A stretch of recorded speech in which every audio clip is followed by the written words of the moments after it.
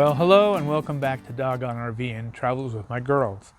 As you can see, we're back at the old home base, enjoying some nice weather for a change. Of course, this is what it does in May. It tantalizes you, teases you, and then boom, when June hits, it's rainier than heck and cold. In fact, in the next couple days, the Pacific forecast here is a storm front's going to come in off the coast, and temperatures are going to drop at least 10 degrees. It's going to be cloudy and rainy for about a week, maybe, more or less. And that's a pretty nice way to end May. I wonder how wet June's going to be up here, but I plan on being elsewhere. Anyway, in the past I've done a series of 3 or more videos on all the changes I've done to my rig. And since I'm no mechanic, no electrician, I had everything done that I imagined to improve my RV, to live off-grid and be independent.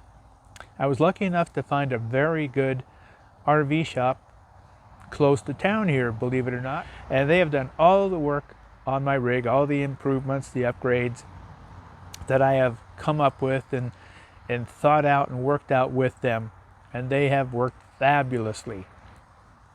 It's great. I can go anywhere, do anything. The only thing I cannot run in my RV when I'm out dry docking or living off the grid is my AC. But anything I got at home that I can plug in, I can take with me and plug into my RV. So I'll just show you what I've done with my rig and what is possible for your rig. No matter what you have, I'm sure you could work my ideas into your rig. So get a cup of coffee or whatever you enjoy drinking, relax, shut out all the distractions, and watch this video. And I think you'll learn a lot, and you'll see the possibilities for maybe your little camper van RV too. So let's get going. The following exterior upgrades were made so I could travel, boondock, and off-grid camp for several weeks in comfort as a solo traveler with dogs, and are in no particular order of execution. My old RV had no driving lights, so it was imperative that I had those added for better visibility on the road and on dirt roads, which I traveled quite often. My headlights were pathetic, such that the headlights of the cars alongside of me washed mine out as if they were off.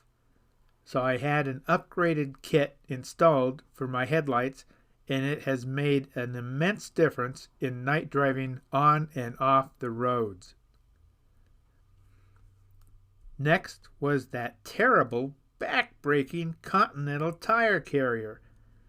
After my first 2-week road trip, I could not wait to get that back-breaking monster taken off.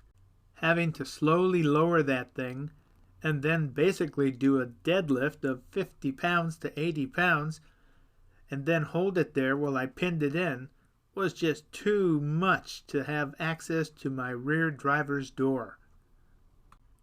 I finally found a tire carrier specially made for Sprinter vans by Owl Vans that attached right to the door hinges and fastened to the door through an existing access hole. With this on, I could now easily access both my rear doors, and it was a real back-saving change. Another item I added was a sway bar to the rear.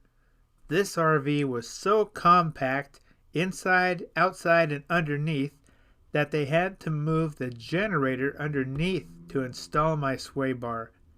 But this sway bar made driving in crosswinds or when semis sped past me so much easier and much less white-knuckled driving. Since my RV goal was to be able to travel where I wanted and boondock or dry camp off-grid, I added 2 100-watt solar panels on my roof. Next, I switched out my 1 AGM battery for 3 Battle-Born lithium batteries for a 300 amp power bank. The guys at the RV shop built a great box to put them all in along the rear driver's side and under the couch for easy wiring to the solar panels on the roof. I also had added under the rear couch a Magnum 2000 watt pure sine inverter to power my RV coach and outlets. Now I could plug into my rig anything I could plug in at home, which is what I wanted. Even with all these additions under my rear couch space, I still had room for my small bins of equipment to fill my freshwater tank, or equipment needed to dump my tanks, along with my freshwater hose, a shovel, extra oil, a hatchet, a yellow coiled power cable, and much more. Next, I spent a Saturday and removed all the old, faded, dried, cracked, and peeling decals on the RV. After that, I took it to a local shop for an acid bath and a good detailing. When I got it back, it looked like it had just come off the factory line. I also had a MaxiFan vent cover installed so I could have my fan open anytime for ventilation without the weather coming in through it. I removed that old crappy crank-up batwing antenna that was so 1960s and replaced it with a King Jack TV antenna, rated much higher and works much simpler and easier. I also quickly added a backup camera to my RV. I had it set to always be on when I started the RV up. Another safety item I added early was a dash cam to protect myself from the liars out there that when involved in an accident take no personal responsibility. Every RVer I know has a horror story about dumping their tanks the first time, and I am no different. After that disaster, I got a new Rhino hose with attachments and a new larger adjustable storage pipe for it installed in its place. And to help boost any cell signal when out on the road, I got a Wii Boost installed in my RV. Some other improvements I'm working on is an extra sunscreen hanging from my awning with a weighted bottom so I don't have to pin it to the ground, because doing so with my dogs on their 15-foot leads racing back and forth would rip it right out of the ground. So I'm working on adding weights to the bottom hem so it'll hang straight down and not flutter in the wind. And still the dogs can go underneath with their leashes and not disturb it. I am also working on making a shower stall I can attach to the side of my campervan when I'm truly out in the boonies and need to take a shower. I also found a great place to store my leveling blocks, which was under the front hood where the coach battery once was. Sara, my Irish setter, has an excellent nose for birds and critters, and she found that there was a mouse nest being built on top of my air filter under my front hood. So, once she found that and I cleaned it out, I took some Irish Spring, shaved it all over the top of it, and just left a big bar of it sitting there, and so far the problem seems to have been solved. I guess they really don't like Irish Spring. And one last thing, to keep my Dometic refrigerator from warming up when the temperature outside is in the mid-80s, I am using my old REI survival blanket as a sunscreen for the driver's side vents where the refrigerator is, and I expect that to keep it under 40 degrees even in hot weather.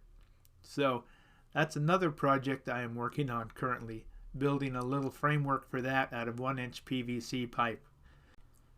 Well, that sums up all the improvements and upgrades I have made to the exterior of my campervan RV these past 2 years to allow me to travel and live off the grid with my girls comfortably, along with some of my new exterior projects I've recently been working on. I hope you found this video interesting and maybe got some good ideas you can use on your own rig to make RV camping even better and easier for you. Please watch for my coming companion video covering the 30 interior upgrades and changes I've also made to my little 19-foot campervan RV to make traveling with my two active dogs easy, fun, and comfortable, all while saving space and organizing my rig better for short or multi-month-long road trips. Till next time, safe travels and woof woof!